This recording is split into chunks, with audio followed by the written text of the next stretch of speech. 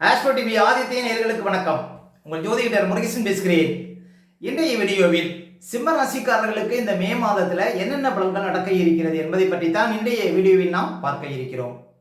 தமிழுக்கு பராப வருடம் சித்திரை மாதம் 18ஆம் தேதி முதல் வைகாசி மாதம் 17ஆம் தேதி வரை, ஆங்கில தேதிக்கு மே மாதம் 1ஆம் தேதி முதல் 31ஆம் தேதி வரை. சிம்ம ராசிக்காரர்களுக்கு இந்த மே மாத கிரக நிலவரங்களை பார்த்தோமானால், ராசிக்குள்ள கேது பகவான், 7ஆம் இடத்திலே ராகு, 8ஆம் இடத்துல செவ்வாய் சனி, 9ஆம் இடத்துல சூரியன் புதன், 10ஆம் இடத்துல சுக்கிரன், 11ஆம் இடத்துல குரு சஞ்சரிக்கிறார்கள்.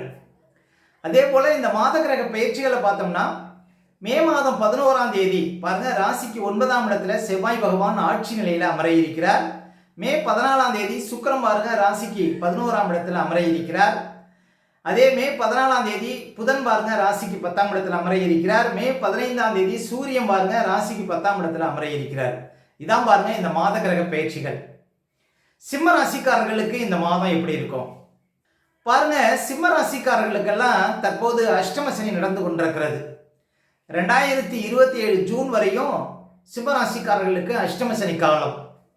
அதே போல கேது பகவான் ராசிக்குள்ளே சஞ்சாரம் செய்து கொண்டிருக்கிறார். இந்த இரண்டு கிரகங்களையும் சமாளிக்கிறது மிகப்பெரிய விஷயங்க. பல பேருக்கு பாருங்க அஷ்டம சனியில போராட்டம், வேலை இழப்பு, வேலையில கஷ்டம், தேவையில்லாத இடமாற்றங்கள், வயிறு சார்ந்த பிரச்சனை, குடும்பத்தில் மருத்துவ செலவு, விபத்து, கண்டம், காயம். அதே போல கேது ராசிக்குள்ள போறதுனால தேவையில்லாத கடன்கள், குடும்பத்தில் கணவன் மனைவிக்குள்ள பிரச்சனை, அதே போல வீண் வழக்குகள், எந்த ஒரு விஷயத்தையும் பாருங்க ஒரு குழப்பம் இருக்கிறது, எங்க போனாலும் ஒரு தடை, ஒரு தாமதம், எந்த காரியமும் இழுபறியா இருக்கிறது. இப்படி ராசிக்குள்ள கேது போறது, 8ஆம் இடத்துல சனி போறது, இதை சமாளிக்கிறதே சிம்ம ராசிக்காரர்களுக்கு போதும் போதும் அப்படிங்கிற ஒரு நிலை ஏற்பட்டு விடும். அப்ப இதெல்லாம் தாண்டி வரீங்க அப்படிங்கிறது ஒரு உங்களுடைய திறமையை பொறுத்து. அப்ப பாருங்க, சிம்ம ராசிக்காரர்களுக்கு ஒரு விடிவு காலம் அப்படின்னா இந்த கேது ராசியை விட்டு விலகிறதே ஒரு பெரிய விஷயம். இந்த 2026 கடைசியில், அதுவும் 11ஆவது மாதம் தான் கேது ராசியை விட்டு போகிறார். அது வரைக்கும் ஆன்மீகத்தில் ஈடுபாடு உள்ளவர்களுக்கு பாருங்க பெரிய சிரமங்கள் இருக்காது அப்படின்னு சொல்லலாம். சரி, இப்போ குரு பகவான் பாருங்க உங்களுக்கு 12ஆம் இடத்துக்கு வரப்போறார். குரு பகவான் 12ஆம் இடத்துல உச்சநிலை பெறுவதனால பாருங்க நிறைய பேருக்கு பணப்புழக்கம் அதிகரிக்கும் அப்படின்னு சொல்லலாம். குரு 12ஆம் இடத்துக்கு வரதுனால பெரிய சிரமங்கள் இல்லை அப்படின்னு கூட சொல்ல முடியும் சிம்மராசிக்காரர்களுக்கு. சரி, இந்த மாதம் எப்படி இருக்கும் அப்படின்னு பார்த்தீங்கன்னா, மே மாதம் ஒரு 15ஆம் தேதி வரையும் பாருங்க உங்கள் ராசிக்கு அதிபதி சூரியன் உச்ச பலத்தில் இருப்பார். அப்போ உடல் பலம், ஆரோக்கிய பலம் இதுக்கெல்லாம் குறைவு இருக்காது.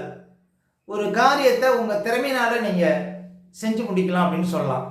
அதே போல் ஒரு முயற்சி பண்ணுறீங்க அப்படின்னா அந்த காரியம் வெற்றியில் முடியும். அப்போ உங்கள் ராசிக்கு அதிபதி பலமாக இருக்கிறதுனால மே 15ஆம் தேதி வரையும் நல்ல உடல் பலம், ஆரோக்கிய பலம் இதுக்கெல்லாம் குறைவு இருக்காது அப்படின்னு சொல்ல முடியும். மே 15ஆம் தேதிக்கு அப்புறம் உங்கள் ராசிக்கு அதிபதினு சொல்லக்கூடிய சூரியன் 10ஆம் இடத்துல அமர இருக்கிறார். பொதுவாக 10ஆம் இடத்துல அமர்வதும் உங்களுக்கு சிறப்பு தான். சுக்கிரன் வீட்டில் அமர்வதனால உங்களுக்கு பணப்புழக்கம் அதிகரிக்கும். மே 15ஆம் தேதிக்கு அப்புறம் பாருங்க வண்டி, வாகனம், பூமி, சொத்து வகையில் பாருங்க உங்களுக்கு அதிர்ஷ்டம் ஏற்படும். சமூக மதிப்பு, மரியாதை இதெல்லாம் உங்களுக்கு அதிகரிக்கும் அப்படின்னு சொன்னாங்க உங்கள் ராசிக்கு அதிபதி 10ஆம் இடத்துல சஞ்சாரம் செய்வது. அதே போல் ஏதாவது மிகப்பெரிய புண்ணிய ஸ்தலங்களுக்கு சென்று வரக்கூடிய யோகம், குடும்பத்தில் சுபகாரியங்கள் நடப்பதற்கான ஒரு அமைப்பு இதெல்லாம் கொடுக்கும் சூரியன் 10ஆம் இடத்துல சஞ்சாரம் செய்வது. அதே போல் 2ஆம் இடத்தை செவ்வாய் சனி பார்த்துக்கிட்டு இருக்கிறாங்க. இந்த மாதம் மே 11ஆம் தேதி வரையும் பேச்சு விஷயத்தில் கவனமாக இருக்கணும், கொடுக்கல் வாங்கல் விஷயத்தில் கவனமாக இருக்கணும். குடும்பத்தில் கணவன் மனைவிக்குள்ள விட்டு கொடுத்து போகிறது நல்லது. ஏன்னா 2ஆம் இடத்தை செவ்வாய் சனி சேர்ந்து பார்க்குறாங்க. அப்போ உங்களுக்கு பண்ண விஷயத்தில் உஷார், பெரிய முதலீடுகள் சார்ந்த விஷயத்தில் ரொம்ப கவனமாக இருக்கணும் மே 11ஆம் தேதி வரையும். மே 11ஆம் தேதிக்கு அப்புறம் பாருங்க 9ஆம் இடத்துல செவ்வாய் ஆட்சி பலத்தில் அமர இருக்கிறார். இது சிம்ம ராசிக்காரர்களுக்கு யோகத்தை கொடுக்கும். பொதுவாக பாக்கியாதிபதி வலுக்கக்கூடிய காலகட்டத்தில் ஒரு சிலர் வெளிநாடு போகிறது, பணப்புழக்கம் அதிகரிக்கிறது, வியாபாரத்தில் அதிர்ஷ்டம், சொந்த தொழிலில் ஒரு பலம், இதெல்லாம் மே 11ஆம் தேதிக்கு அப்புறம் பார்க்க முடியும் சிம்ம ராசிக்காரர்கள். அதே போல சுக்கிரன் பாருங்க மாத ஆரம்பத்தில் 10ஆம் இடத்துல ஆட்சி பலத்தில் இருக்கிறார். பொதுவாக சுக்கிரன் 10ஆம் இடத்துல ஆட்சியாக இருந்தால் பாதிப்பு கிடையாது. அப்போ 10ஆம் இடம் வலுப்பதும் உங்களுக்கு சிறப்பு. 10ஆம் இடத்துல சுக்கிரன் இருக்கிறத விட 11ஆம் இடத்துக்கு போகிறது தான் இன்னும் மிகப்பெரிய பலம். மே 14ஆம் தேதிக்கு அப்புறம் சுக்கிரன் 11ஆம் இடத்துக்கு போறாரு. அப்போ மே 14ஆம் தேதிக்கு அப்புறம் பாருங்க உங்களுக்கு 10 குடைவனும் 5 குடைவனும் சேர்ந்து லாபஸ்தானத்தில் சஞ்சாரம் செய்திருக்கிறார்கள். வாழ்க்கையில் இது ஒரு வளர்ச்சியான காலம் அப்படின்னு சொல்லலாம். சிம்ம ராசிக்காரர்களுக்கு அதாவது ஒரு சில நீண்டகால பிரச்சனைகளுக்கு, சில கஷ்டங்களுக்கு ஒரு முடிவு தெரியக்கூடிய ஒரு காலமாக அமையும். பாருங்க, சிம்ம ராசிக்காரர்களுக்கு மே 15ஆம் தேதிக்கு அப்புறம் ஒரு 20 நாளைக்கு மிகப்பெரிய அதிர்ஷ்டம் காத்திருக்கு அப்படின்னு சொல்லலாம். அதே போல மே 15ஆம் தேதிக்கு அப்புறம் பாருங்க லாபஸ்தானத்தில் 2 தனக்கிரகங்கள் சஞ்சாரம் செய்வது ஒரு நல்ல பணவரவு, உங்கள் அக்கௌண்ட்டில் பணம் ஏறக்கூடிய அமைப்பு, சில கஷ்டங்களுக்கு தீர்வு கிடைக்கக்கூடிய அமைப்பு, உங்களுடைய ஆசைகள் நிறைவேறக்கூடிய ஒரு நிலைமை, இதெல்லாம் உங்களுக்கு கிடைக்கும் அப்படின்னு சொல்லலாம். அப்போ புது வேலை, அதிகாரிகளால் யோகம், உங்கள் கூட வேலை பார்க்குறவங்களால் அதிர்ஷ்டம், இதெல்லாம் உங்களுக்கு கிடைக்கும். உங்களுக்கு பாருங்கள் எல்லோரும் ஒரு சப்போர்ட்டாக இருப்பாங்க அப்படின்னு சொல்லலாம். மே ஒரு 14ஆம் தேதிக்கு அப்புறம் சுக்கிரன் லாபஸ்தானத்தில் சஞ்சாரம் செய்வது. அதே போல் அழகு பொருட்கள், ஆடம்பர பொருட்கள் எடுக்கிறது, புது வேலையாட்கள் உங்களுக்கு அமையிறது, அதே போல் கூடுதல் பொறுப்புகள், ஒரு சிலருக்கு கௌரவ பதவிகள் தேடி வரக்கூடிய யோகம், ஒரு சிலருக்கு திடீர் அதிர்ஷ்டம், ஒரு சிலருக்கு ரேஸு லாட்டரி போன்ற விஷயத்தின் மூலம் பரிசு கிடைக்கக்கூடிய ஒரு அமைப்பு, இதெல்லாம் பாருங்கள் சிம்மராசிக்காரர்களுக்கு இந்த மாதம் கிடைக்கும் அப்படின்னு சொல்லாங்க. இந்த மே மாதம் 14ஆம் தேதிக்கு அப்புறம் பாருங்கள் ஒரு 20 நாளைக்குள்ளே உங்களுக்கு எதிர்பாராத பண வரவுங்கிறது கட்டாயம் உண்டு சிம்மராசிக்காரர்களுக்கு. அப்போ இந்த லாபஸ்தானத்தில் 2 தனக்கிரகங்கள் சஞ்சாரம் செய்வது அதிர்ஷ்டத்தை பார்க்க முடியும் இந்த மாதம் சிம்மராசிக்காரர்கள்.